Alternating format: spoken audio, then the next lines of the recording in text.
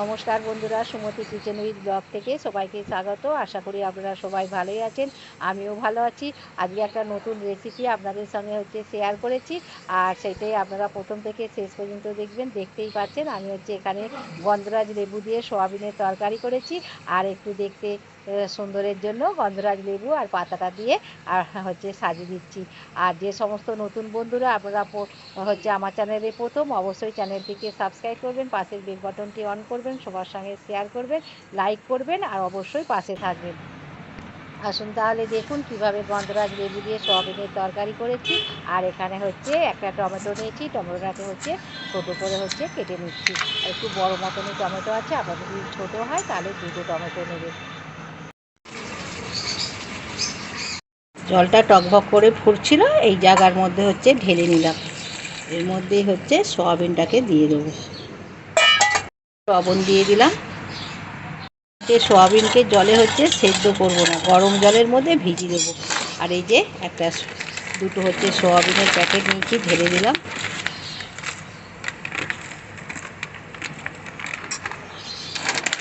আর এই দু প্যাকেটই ঢেলে দিচ্ছি।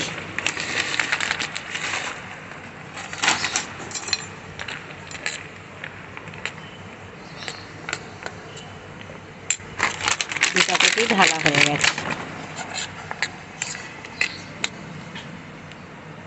এটাকে এখন ভিজিয়ে রেখে দেবো। আপনারা জলেতে সেদ্ধ করে নিতে পারেন, কিন্তু আমি সেদ্ধ করবো না। গরম জলের মধ্যে ভিজিয়ে দিলেও সয়াবিনটা ভালোই নরম হয়ে যায়। এটাকে এখন চাপা দিয়ে রেখে দেবো। সয়াবিনটাকে রেখে দিয়ে এবার আলু কেটে নিচ্ছি। সয়াবিনটা গরম জলে ভিজিয়ে রেখেছিলাম, ঠান্ডা হয়ে গেছে। এবার কিন্তু ভালো করে একটুখানি এইরকম করে চেপে চেপে ধুয়ে ছেঁকে নেবো। দেখেছেন কি কেমন নোংরা জল বেরোচ্ছে, এই যে এইরকম। এই জন্য ভালো করে একটুখানি এইরকম করে ঘষে ঘষে ধুয়ে ধুয়ে এইরকম করে চেপে জলগুলো বের করে নেব।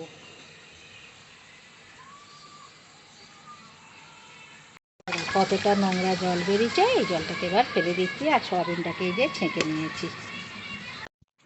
কড়াতে তেল দিয়েছি, আর তেলটা গরম হয়ে গেছে। আর আলুগুলোকে কেটে রেখেছিলাম, আলুগুলোকে একটু তেলের মধ্যে ভেজে নিচ্ছি। একটু লাল করে আলুটাকে ভেজে নেবো, তাহলে সয়াবিন তরকারিটা খুবই টেস্টি হবে। যে কোনো সবজিকেই যদি ভাজা হয় ভালো করে, খুবই টেস্টি হয়। একটু হলুদ দিয়ে আলুটাকে ভেজে নিয়েছি, ভাজা হয়ে গেছে। এবার ঢেলে দিচ্ছি। আলুটা ভেজে ঢেলে নিয়েছি, আর কড়াতে সর্ষের তেল দিয়েছি। আলু আর সয়াবিন সর্ষের তেল দিয়েই ভেজেছি। আর এই সয়াবিনের তরকারিটা সর্ষের তেল দিয়ে করব। সয়াবিনটাকে একটু লাল করে ভেজে নিচ্ছি, আর ভাজা হয়ে গেছে। এবার সয়াবিনটাকে ঢেলে নিচ্ছি। আবার কড়াতে তেল দিয়েছি। কড়াটা একটুখানি সয়াবিন ভাজলে পুড়ে বসবে, সেই জন্য কড়াটাকে একটুখানি ধুয়ে নিয়ে আবার সর্ষের তেল দিলাম, জিরে ফোড়ন দিলাম, আর গোটা তেজপাতা দিলাম। এবার গ্যাসটাকে লো আঁচ করে দেবো। গ্যাসটাকে লো আঁচ করে দিয়ে টমেটোটা দিলাম। টমেটোটা দিয়ে আর লবণ দিলাম। আর ফুল আঁচে যদি টমেটোটা দিয়ে ফুল আঁচ করে যদি টমেটোটা দিতাম তেলের মধ্যে, কিন্তু তেলটা ছিটকাতো।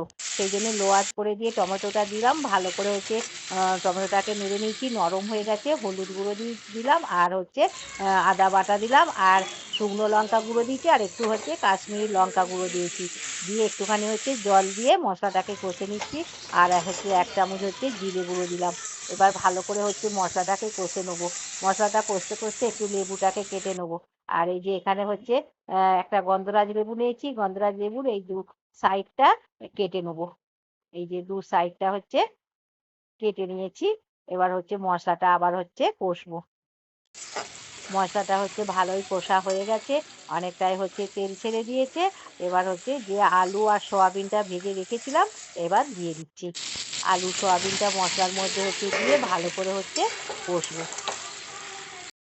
এবার যে গন্ধরাজ লেবুর মুখটা কেটে রেখে দিলাম, দিয়ে দিলাম। আর জিরে ধনে গুঁড়ো দিলাম। আর আমি কাশ্মীরি লঙ্কা গুঁড়োটা দিয়েছি, ঝাল হবে না, রঙের জন্য দিয়েছি। আর ঝালটা আপনারা যেমন খাবেন সেই রকম বুঝে ঝাল দেবেন।